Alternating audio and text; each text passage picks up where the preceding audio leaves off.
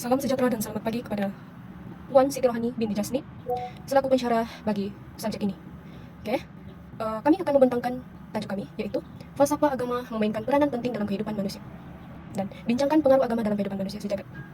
Kami dari kumpulan 2 memperkenalkan nama saya Hatifah Mintan yang memegang KBT BF 24110067. Nama saya Nur Syamimi binti Karim, BF 24110128. Nama saya Joylin Julango, nomor metrik BF 24110065. Nama saya Christina Singgala Michael, pemegang Matrix BF 24110156.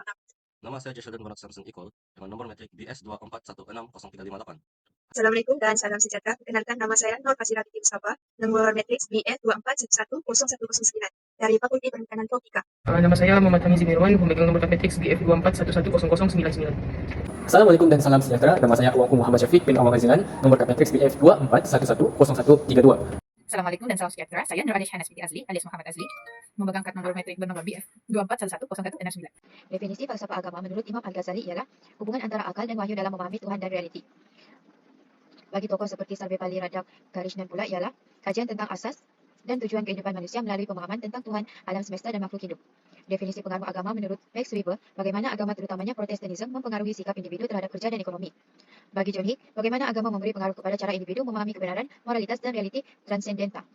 Definisi kehidupan agama sejagat menurut Swami Vivekananda ialah setiap agama mengarah kepada kebenaran yang sama, meskipun ekspresi budaya dan ritualnya berbeza. Bagi Huston Smith, bagaimana prinsip-prinsip dasar dalam agama-agama ini memberi kesan kepada kehidupan manusia secara sejagat. Saya akan membentangkan bahagian pengenalan. Oke, pernahkah kita terpikir bagaimana agama mempengaruhi kehidupan kita setiap hari? Dari nilai moral yang kita pegang hingga cara kita berinteraksi dengan orang lain. Agama memainkan peranan yang besar dalam kehidupan manusia sejagat. Falsafah agama merujuk kepada bidang kajian yang menggunakan pendekatan rasional dan kritikal untuk memahami konsep asas agama seperti Tuhan, kepercayaan, moral, kewujudan serta hubungan manusia dengan perkara-perkara metafizik dan spiritual. Agama adalah satu sistem kepercayaan, amalan dan nilai yang menghubungkan manusia dengan kuasa tertinggi atau pencipta. Agama menjadi panduan rohani dan etika dalam kehidupan manusia. Kepentingan agama berperanan sebagai panduan moral dan etika yang membantu manusia membedakan antara baik dan buruk. Agama memberi makna dan tujuan kepada kehidupan manusia. Falsafah agama mengkaji agama adakah ia benar atau tidak, bukan cari kebenaran dalam sesuatu agama. Mengkaji tentang kepercayaan agama, doktrin dalam agama, perbahasan agama dan sejarah agama. Falsafah agama juga berdasarkan pada alasan logik dan kajian. Nama saya Joylin Julango. Saya akan meneruskan pembentangan tentang peranan penting falsafah agama dalam kehidupan manusia. Falsafah agama memainkan peranan penting dalam membentuk tujuan dan makna kehidupan manusia. Dengan adanya konsep ketuhanan dan kehidupan selepas mati, manusia didorong untuk merenungi matlamat hidup mereka.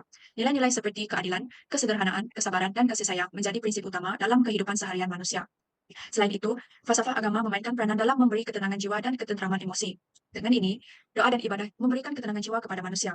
Falsafah agama memberi manusia cara yang berbeza untuk menangani tekanan, kekecewaan, dan kesedihan dalam hidup mereka. Di samping itu, falsafah agama juga mengukuhkan hubungan sosial dan memupuk semangat perpaduan. Falsafah agama menekankan konsep persaudaraan, perpaduan, dan kasih sayang sesama manusia. Prinsip-prinsip ini mewujudkan masyarakat yang harmoni, aman, dan sejahtera. Seterusnya, falsafah agama memainkan peranan dalam mendorong sifat intelektualisme dan pemikiran kritis. Pendedahan kepada konsep ketuhanan, takdir, dan makna kewujudan manusia mendorong manusia untuk berpikir secara rasional dan kritikal. Secara tidak langsung, ia dapat mengembangkan tradisi ilmu dan pemikiran falsafah dalam tamadun manusia. Akhir sekali, falsafah agama memainkan peranan penting dalam membentuk kepribadian dan disiplin diri. Ajaran agama menggalakkan manusia untuk sentiasa memperbaiki diri dan mengawal nafsu. Disiplin bukan sahaja memberi kesan kepada aspek rohani, malah ia dapat membentuk manusia yang bertanggung jawab, rajin, dan beretika dalam pekerjaan dan kehidupan sosial. Terima kasih. Selamat pagi semua. Hari ini, saya ingin membincangkan peranan penting falsafah agama dalam kehidupan manusia. Pertama sekali, falsafah agama berfungsi sebagai panduan moral dan etika. Ia memberikan kerangka yang membantu individu dalam membuat keputusan yang beretika, membentuk tingkah laku mereka dalam interaksi sosial. Seterusnya, agama juga memainkan peranan dalam pembentukan identiti. Ia menjadi sebuah identiti bagi individu dan community, membantu mereka merasakan keterikatan kepada sesuatu yang lebih besar daripada diri mereka sendiri. Ketiga, kita tidak boleh mengabaikan peranan agama dalam memperkuat keharmonian sosial. Dengan menggalakkan nilai-nilai seperti toleransi dan saling menghormati, agama dapat membantu mengurangi konflik antar pelbagai kumpulan. Selain itu, pengalaman spiritual yang diperoleh melalui praktik keagamaan membawa kepada pemahaman diri dan ketenangan jiwa. Ini adalah aspek penting yang membantu individu menghadapi cabaran hidup dengan lebih baik. Agama juga berfungsi sebagai sumber inspirasi dan motivasi. Ajaran-ajaran keagamaan memberikan harapan kepada individu untuk terus berjuang walaupun dalam situasi sukar. Selain itu, falsafah agama menawarkan penyelesaian kepada masalah sosial. Melalui ajaran seperti zakat dalam Islam atau seva dalam Hindu, agama memberikan panduan untuk menangani isu kemiskinan dan ketidakadilan dalam masyarakat. Seperti yang dibincangkan, setiap agama di dunia ini tidak ada yang mengajarkan kita ke jalan yang sesat dan jalan-jalan yang buruk. Semuanya mengajarkan kita untuk bersikap positif dan sentiasa berperilakuan yang baik kepada diri, masyarakat, dan masyarakat sekeliling. Mengapakah saya kaitkan pembangunan jati diri itu dengan agama? Daripada beberapa agama yang kami telah kaji ataupun carian kami tentang beberapa agama dalam kitab-kitab suci mereka, telah kami dapati satu daripada kitab suci Al-Quran, ayat surah Al-Isra, ayat ke-9. Bismillahirrahmanirrahim. Inna hadzal Qur'ana yahdi lillati hiya aqwam wa yubashshirul mu'minin alladzina ya'maluna as-solihati anna lahum ajran khatira. Yang membawa maksud, sesungguhnya Al-Quran ini memberikan petunjuk kepada jalan yang lebih lurus dan memberikan kabar gembira kepada orang-orang mukmin yang mengerjakan amal soleh, bahwa bagi mereka ada pahala yang besar. Selain itu, saya juga memetik satu ayat daripada kitab Bible, yaitu 2 Timotius 3 ayat ke-16 hingga ke-17.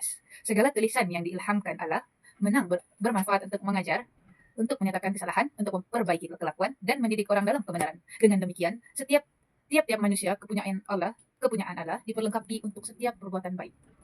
Selain itu, saya juga telah mengambil dari satu kitab agama Hindu, yaitu kitab suci Tripitaka. Saya telah memilih ayat Dharma pada 183, di mana tidak berbuat kejahatan, memperbanyak kebaikan, dan membersihkan hati dan pikiran. Itulah ajaran para Buddha. Itu saja dalam pembangunan jati diri. Seterusnya, dalam ekonomi merupakan sebuah aset yang paling penting dalam negara dan masyarakat. Seperti yang kita lihat juga di rumah kita, ekonomi itu sangat penting. Tanpa sebuah ekonomi yang kukuh, kita tidak dapat hidup. Jadi apa kaitannya sama agama? Setiap pemimpin yang berwibawa dan mempunyai impayu yang sangat kuat pada masanya, pada ketika itu, adalah seorang pemimpin yang sangat taat pada agama mereka masing-masing. Contohnya, dalam hadis Al-Bukhari, Rasulullah SAW pernah bersabda, Allah melaknat orang yang memakan riba, orang yang memberikannya, pencatatnya, dan 2 saksinya. Apa itu riba? Riba merupakan sebuah kelakuan untuk menambah sesuatu. Contoh, saya pinjam kau 10 ringgit. Lepas itu, kau pula bagi bunga kepada saya lebih. Kau bagi saya 10 ringgit, saya bagi balik kau 13 ringgit, 14 ringgit. Macam begitu maksudnya, lebih kurang. Selain itu, dalam kitab Bible juga telah mengatakan bahwa menurut Amsal ayat ke-21 20, harta yang indah dan minyak ada di rumah orang bijak. Tetapi orang bodoh memboroskan semuanya. Kenapa saya petik ayat ini daripada kitab Bible tersebut? Hal ini karena ayat ini mengajarkan bahwa seseorang itu haruslah bersikap adil dengan uangnya dan tidak Assalamualaikum dan salam sejahtera. Nama saya Kawanku Muhammad Syafiq bin Awang Azilan, nomor KPM Matrix BF 24110132. Pada hari ini saya akan membincangkan tentang pengaruh agama dalam kehidupan manusia sejagat, yaitu daripada segi kerohanian. Saya akan menerangkan bagaimana kerohanian itu ataupun kerohanian mampu untuk mempengaruhi manusia pada masa kini dari segi agama.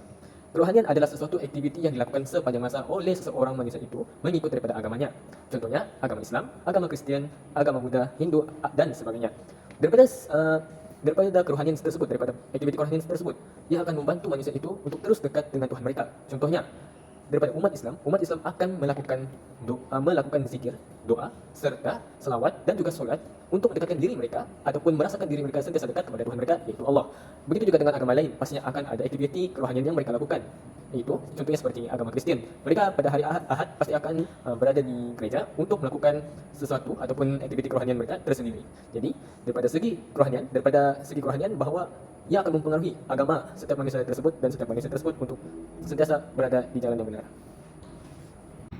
Pada pagi ini saya akan membacakan tentang pengaruh agama dalam kehidupan manusia sejagat dari segi budaya dan bahasa. Yang pertama adalah bahasa, ritual, dan ibadah. Bahasa Arab adalah dalam Islam, bahasa Latin adalah Katolik Roma, dan bahasa Sanskerta adalah dari Hindu, seperti yang kita selalu dengar atau yang tidak selalu kita dengar lah. Seterusnya, kosakata dan ungkapan bahasa. Bagi Shalom adalah dari Yudaisme. Manakala Assalamualaikum dari Islam, agama Islam. Literatur keagamaan adalah pengaruh agama dalam kehidupan manusia sejagat. Seterusnya saya teruskan dengan pengaruh dari segi budaya, tradisi, ritual menjadi bagian integral dari budaya sesuatu masyarakat.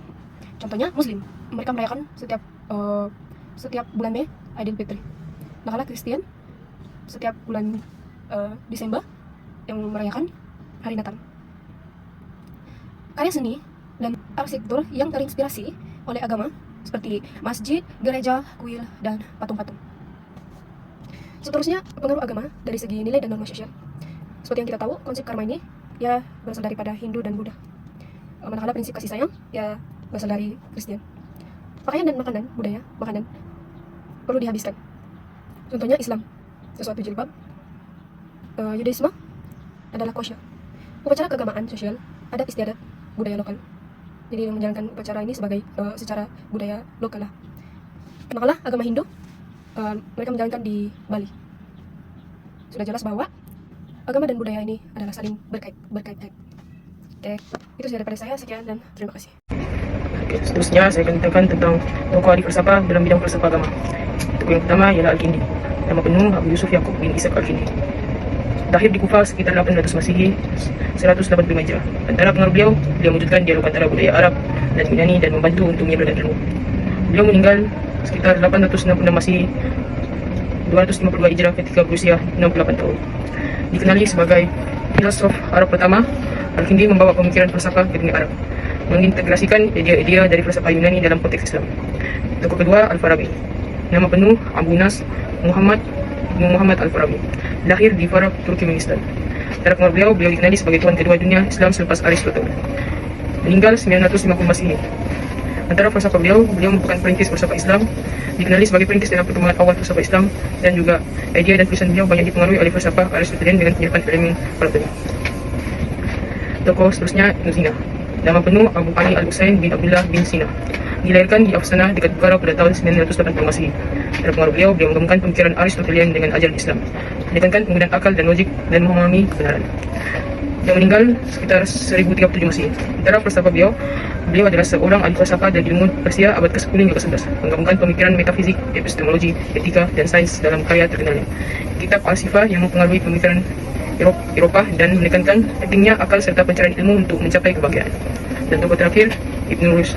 Nama Abu Walid Muhammad Ibn Ahmad. Dilahirkan di Cordoba, Spanyol tahun 1126. Antara pengaruh beliau dikenali sebagai pemikir berpengaruh yang menghubungkan tradisi falsafah Islam dan Barat. Meninggal pada 10 Desember 1198 pada usia 72 tahun. Antara falsafah beliau mengharmonikan falsafah Aristotelian dengan teologi Islam, menekankan bahwa akal dan agama saling melengkapi dalam pencarian kebenaran, serta menganggap penaklukan rasional sebagai penting untuk memahami teks agama dan Seterusnya saya akan melanjutkan pembentangan kami. Saya akan membentang tentang jenis-jenis agama. Jenis-jenis agama, saya akan membentang agama universal. Agama-agama ini memiliki pengikut di seluruh dunia dan tidak terbatas pada satu kelompok etnis atau budaya tertentu. Contohnya termasuklah Islam. Islam dikenal dengan kitab suci Al-Quran dan memiliki pengikut di berbagai negara. Nah, kalau Kristen terdiri dari berbagai denominasi seperti Katolik dan Protestan, SID, serta Anglican. Dan kitab suci yaitu Alkitab.